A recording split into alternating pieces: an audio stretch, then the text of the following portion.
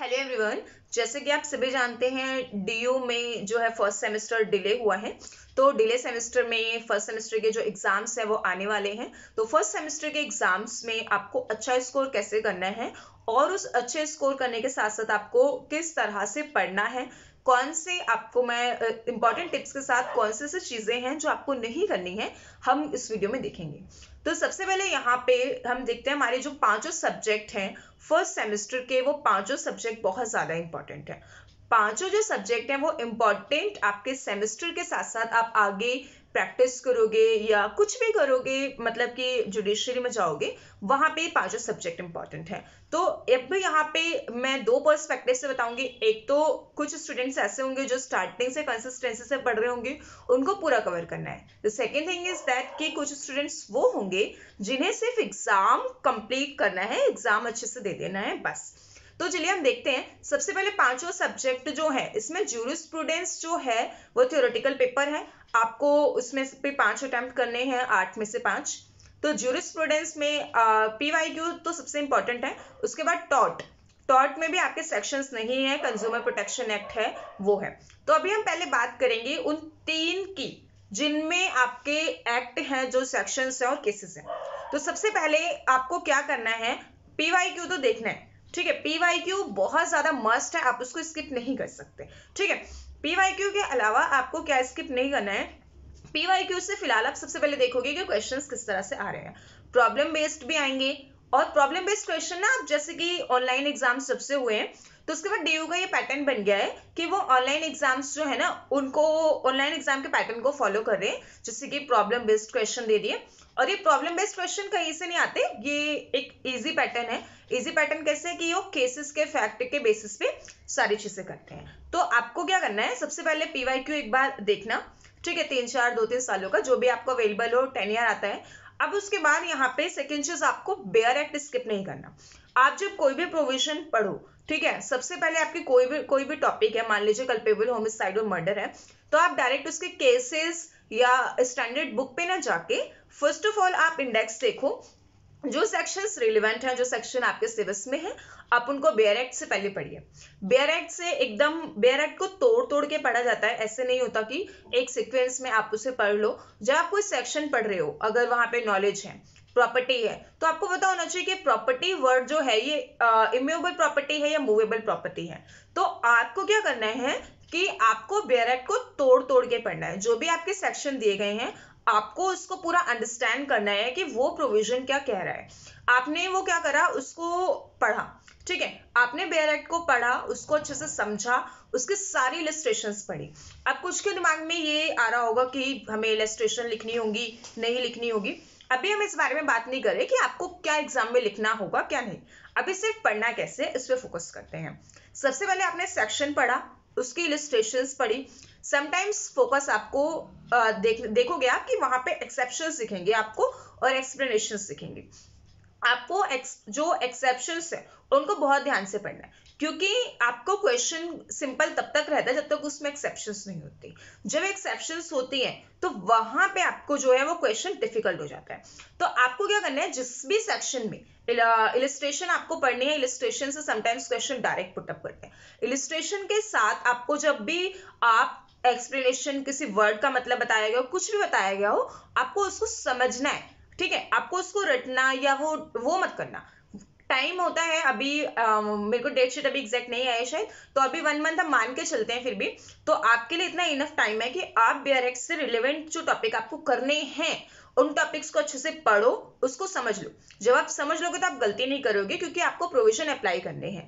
क्योंकि कई बार ऐसा होता है ना कि कुछ प्रोविजन एक दूसरे के साथ रिलेट करते हैं, जैसे कि इंडियन पिनल कोड का सेक्शन जो 34 है वो आपको 149 के साथ भी पूछा जाता है। तो ये इंटरलिंकिंग होती है इनमें। ठीक है, तो आपको समझना है। जब आपने समझ लिया, तब आप क्या करो, जो आपका इंडेक्स है, इंडेक्स के जो केस टॉपिक में जितने भी केसेस हैं, उनको, ये ना जो भी मैं केसेस की ट्रिक बताऊंगी, ये आपको हमेशा आगे तक काम आएगी।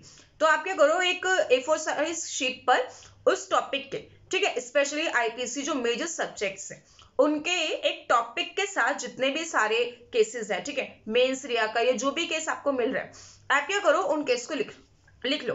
ठीक है, तो जैसे कि कल्पेबल होमिसाइड के जो भी आपके केसमेट में केसेस हैं उनको आप लिखो और उस केस को पढ़ो। केस पढ़ने के बाद आप क्या करो, उस केस को ब्रीफ में अपने उस नोट्स में सिर्फ 2 लाइन में लिखना है आपको कि उस केस के फैक्ट का की पॉइंट क्या है, जिससे आपको वो केस याद रहे। क्योंकि ऐसा होता है ना, एग्जाम वाले दिन आप पूरा नहीं पढ़ सकते, तो आपको वो पढ़ना पहले बहुत अच्छे से है, उसके बाद उसको कोई की पॉइंट जिससे आपको वो याद रहे, एक सेंटेंस या कुछ भी ऐसी चीज में, ज्यादा बड़ा नहीं, सिर्फ बहुत ही एक लाइन में उसके फैक्ट को जो आपको याद है उसको लिखिए, उसके जजमेंट को और उसके इंपॉर्टेंट सेक्शन को जो उसमें यूज हो रहे हैं। ठीक है, अगर किसी जज का नाम दिया है तो वो लिखिए। एग्जाम में ना जब भी आप केस लिखे तो आप उसमें केस में उसके साइटेशन को जरूर मेंशन करें। अगर जज का नाम है तो वो भी मेंशन करेंगे तो बहुत अच्छा है, और नहीं भी तो कोई दिक्कत नहीं है, बट आपको लिस्ट ये जरूर बनानी है। अब इस लिस्ट का फायदा क्या है कि आप जितना आगे आगे पढ़ेंगे, आपने मान लीजिए एक पेज में कुछ लिख लिए मेन सीरिया के केसेस, आपने भी 3-4 केसेस लिख लिए, बट जब आप आगे पढ़ोगे, अगर आप जुडिशरी में जाओगे, आपको कुछ भी करना होगा, तो अब जब आपकी एलएलबी खत्म होने वाली होगी, आप सेकंड थर्ड ईयर में चले जाओगे, तो आप उसमें और केसेस ऐड ऑन करते जाना, और इससे आपके लिए जो है ना आगे के लिए भी काम आएगा और अभी के लिए भी। तो केसेस आपको, आप ऐसे करोगे तो आपको केसेस सारे याद हो जाएंगे। केसेस आप इसी तरह से याद करना, छोड़ने का ये मत सोचना कि मैं इस यूनिट के 2-3 केसेस कर लूं, या अगर किसी यूनिट में ज्यादा केसेस है तो मैं कुछ स्किप कर लूं। एटलीस्ट जो केसमेट में गिवन है उसको आपको जरूर करना है, और जो केसमेट में नहीं है, समटाइम्स आप देखते हो ना खाली हेडिंग दी होती है और केसमेट में नहीं दिया होता, तो आप क्या करो कि अगर आपके पास टाइम है तो आप उसको गूगल से कहीं से जो केसेस लिस्टेड हैं इंडेक्स में, आप उन केसेस को जरूर करो। ठीक है, अब ये तो होगा केसेस के बाद। इतना आप करने के बाद ना फिर आप आंसर आपको लिखना क्या क्या है उस पे जाओ। ठीक है, क्योंकि अगर आपने ये सब नहीं किया और अब आपको लग रहा है कि मैं आंसर राइटिंग पैटर्न पे देखूं, आंसर राइटिंग कैसे करनी है, तो ये चीजें आप मत करना, क्योंकि आपको फर्स्ट सेमेस्टर है।